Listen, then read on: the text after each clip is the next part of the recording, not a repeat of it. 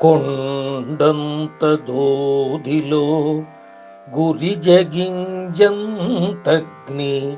పారవైచిన మండి భస్మమౌను.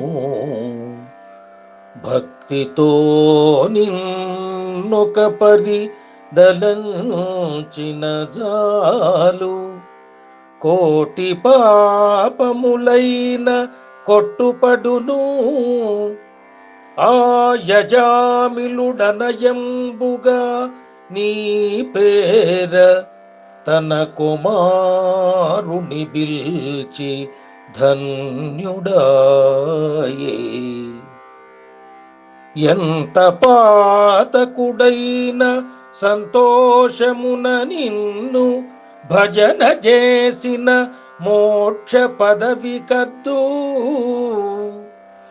అరయ హరియను నట్టి రెండక్షరములు దుర్జనులనందరను కృతార్థులను జేయు. చక్రధర ధర్మపురి ధామ సార్వభౌమ నరగరీ భక్త జనకల్ప నాగతల్ప.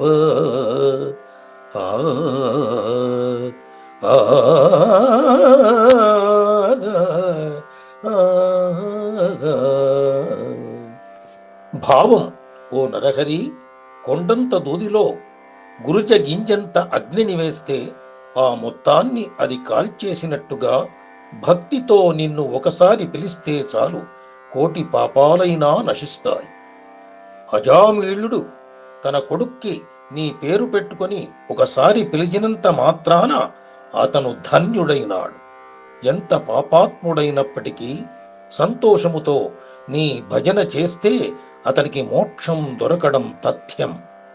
బాగా ఆలోచించగా హరి అనే రెండు అక్షరాలు దుర్జనులను సజ్జనులుగా మార్చే అద్భుతమైన సాధనాలు అంటూ హరినామ ప్రాశస్త్యాన్ని సమాజానికి తెలియజేస్తాడు శేషప్ప.